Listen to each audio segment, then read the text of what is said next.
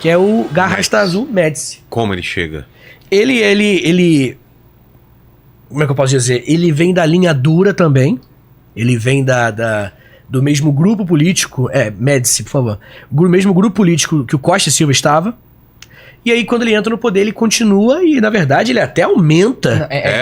Muito do que a gente tá falando aqui em relação à tortura, em questão de números, tá? Não vou dizer quem que é pior, que tortura por si só é horroroso. Mas em questão de números, é o Médici. Né? Ele é o cara... E aí você pergunta assim, como é que o Médici entrou?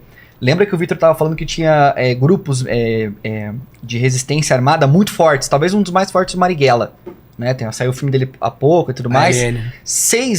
Uma semana depois que o Médici entra, o Marighella consegue, o Marighella morre.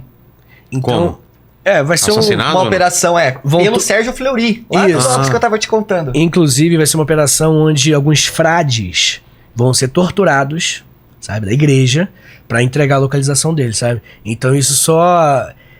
Olha a moral que o cara entra. O cara acabou de eliminar o maior símbolo da resistência armada. Esse é o Médici. Ele chega assim, lá em cima, entendeu? E de fato, ele mantém, né? Esse sarrafo dele não desce.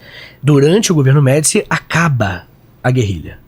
Não tem mais perseguição, matou... Desarticulou, prendeu, enfim. Torturou. E aí em 73, se eu não me engano... Acho que vale a pena dar uma olhadinha. Ele é de 69 a 74. Isso. Né? Em 73 você tem o fim da guerrilha do Araguaia, que é a última guerrilha aqui no Brasil, que vai ter realmente uma importância. Esse é o figura? É o Médici. Esse é o... Assim, do ponto de vista, claro, né? Numérico, ele é o mais sanguinário, é o período mais sanguinário da ditadura. Exato. E aí, né, depois disso, depois do Médici... E tem a Copa do Mundo 70 nesse... milagre econômico, cara. Cara, tudo isso acontecendo ao mesmo tempo, que doideira. Isso dando essa cortina de fumaça na população, entendeu? Milagre econômico, cara, foi o período ali de 68 a 73, o pessoal sempre... crescimento... o pessoal sempre acha que ao que se deu isso? Cara... Algumas coisas. Enfim, a ditadura militar, ela... tem dois movimentos econômicos principalmente. O primeiro é um movimento de arroxo mesmo, de segurar, de enxugar, de tudo mesmo, assim, de pensar mais em economizar, né? Essa visão meio liberal de economia. E depois, a partir do milagre econômico, eles vão um pouquinho antes, né? Vão mudar as estratégias para fazer assim, não, tem que desenvolver, tem que criar grandes obras. Tem que fazer coisas. E onde o Estado ele é mais protagonista no desenvolvimento econômico do Brasil. Por alguns motivos de contexto mundial e tudo mais, o Brasil ele vai muito bem, mas principalmente porque ele vai receber muito apoio estrangeiro, né?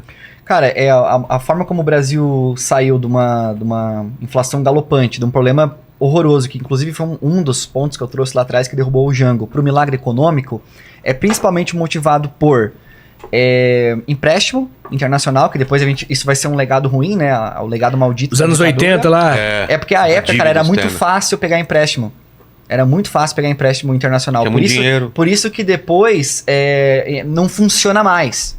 Né? O legado não é porque os militares falam assim, cara, eles poderiam ter conseguido frear esse legado se ainda fosse positivo, mas aumentou a taxa de juros internacional, aumentou a inflação internacional. Então, assim, muito empréstimo, coisas assim estrondosas que, com esse dinheiro que eles pegavam externamente, eles colocavam em obras.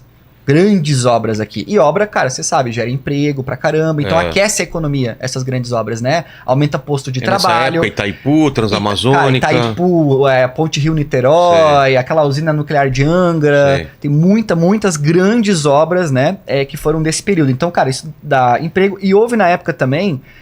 uma coisa, é muito interessante ver os paralelismos da história, né, cara? Que fala, pô, o Lula só cresceu à base de crédito, né? Concedendo crédito. Cara, concessão de crédito à época da ditadura foi um dos motores também que fez a economia girar, fez a galera comprar mais, sabe? Então, assim, foi eles pegaram esse grande arcabouço financeiro e econômico do internacional, do exterior, e transformaram isso em grandes obras, concessão de créditos, né? Lá, depois disso, vai ser ruim, né, cara, isso, né? Porque a gente vai precisar pagar essa conta. Só que quando a gente for pagar essa conta, Vilela, aquele R$1 que a gente pegou emprestado, a gente vai ter que pagar 6, vai ter que pagar 10, tá entendendo? Isso é um dos motivos pelo qual, assim, alguns historiadores falam que é um dos motivos pelo qual a ditadura não ficou eternamente. Porque eles sofreram muito com a economia depois, né? Eles perderam muito apoio. A questão eles mesmos não conseguiam sair desse buraco, entendeu? Econômico. Né? Então, muita metalúrgica também, cara, carro... muitas obras. Isso é até uma discussão grande dentro da própria esquerda, que tem gente que tem pessoas de esquerda muito respeitadas, assim, que veem positivamente esse movimento. De um país altamente, né, de desenvolvimentista. Entendi. Né? Aí tem esse constrangimento de, putz, foi um período ali que economicamente foi bom, através de desenvolvimento, que é uma pauta muito comum, né, na própria esquerda, né, desenvolver a indústria, Keynes, etc.